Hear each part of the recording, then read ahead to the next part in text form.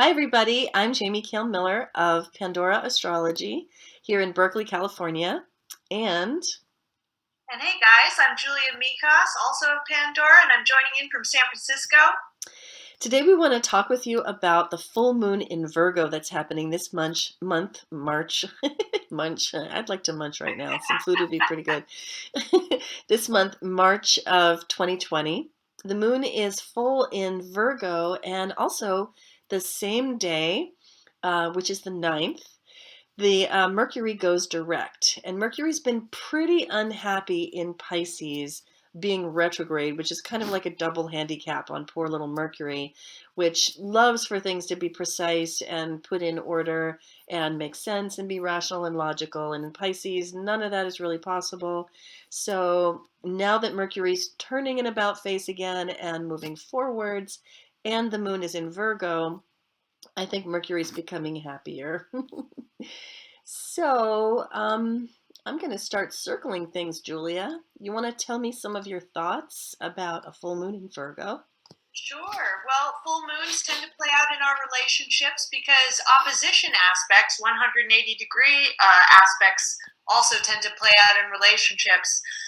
So, some, there's a lot of great trines to that moon within 5 degrees, Mm, which are super supportive, but yes. the one kind of hard thing I see is that it is opposed that Neptune, and Neptune's pretty strong on the side of Pisces. So in terms of our relationships, there might be some tendency to project things onto the other, which may or may not be real. And that can happen both ways. That can happen to you from your partner or from whatever sort of dyad or relationship this plays out in, Mm. or it could happen sort of vice versa. Yeah, I'm really glad you mentioned that because the theme that we thought of was coming out of the fog, and I think there's really something to that, especially relative to Mercury retrograde in Pisces. But Neptune seems to be a serious placeholder for fog in this chart. Neptune conjunct Sun in Pisces would suggest, confusion, mystery, illusion, delusion, as you were saying, and then that opposes that Virgo moon, which is trying so hard to just like organize stuff and find its way to clarity. And the moon says something about soothing. The moon is about soothing. It's the universal mother, and so moon in Virgo suggests a time in which we can soothe ourselves by creating order, and Neptune is, well, firmly opposed to that. Yeah. Order and analysis. Yes. So there are a pile of lovely trines over here in Capricorn, and there's still several planets traveling together through Capricorn here in March of 2020. This is going to be changing just in the next couple of weeks as some of these planets begin to cycle through and leave Capricorn by the end of the month. So this heavy Capricorn feeling is going to come to a close at some time in the definite, if not imminent future. And in the meanwhile, Mars and Pallas Athene are hanging out here together, the two warriors. And then Jupiter is here with Pluto, and they are all in trine to the moon. Julia, how do you think that those planets are going to affect the feel of this lunation? Mm. Well, off the bat, that Jupiter, which is pretty darn close to an exact trine with the moon, is also sextiling that Neptune as well. Yes. And bringing those two planets together really adds a very super idealistic and even supportively spiritual aspect to the mix there. That might Mm, also play out in our relationships. yes.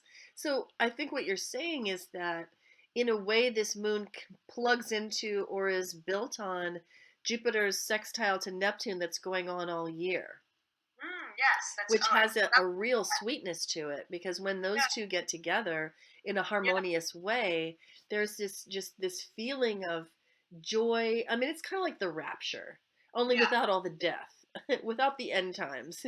It's like a rapturous, ecstatic feeling of connectedness with all that is and an ethical and moral system that springs directly from that. Ooh, I like that. So that's Yeah. going to be so nice this year. There's a video about it in our 2020 news playlist which would be worth a look in terms of how it affects this moon. Um, do you have thoughts about the two warriors being involved, Pallas Athena and Mars? Yes, and that is that they add some direction, and they add some activity, and they add Mm. some drive to that moon, which could easily be a little bit drifty and wayward because of that Neptune. So Mm. it's kind of a nice counterbalance, I think. Yeah. No, I think that's true. And I think, an opposition has so much stress built in. And then when you get planets in trine and sextile to that opposition, they just smooth out the bumps, the highs and lows. They make Yes. it so much easier. So, yeah, Mars and Pallas Athena both have an assertive quality to their nature. They have motion. They want to get stuff done, right? And Mhm. so I think that probably does a lot to mitigate Neptune's, woo woo woo woo Driftiness. woo woo woo flakiness, yeah. And and then also, the moon in Virgo could probably get kind of judgy and critical, and it can smooth that out too. So this moon is happening at 19 degrees of Virgo, opposed the sun at 19 degrees of Pisces. I like to use a 5-degree range called an orb. We call that the orb in astrology, a 5-degree range. So if you have anything at all in your chart, doesn't matter what it is, within 5 degrees on either side of 19 degrees, then you're going to feel this moon.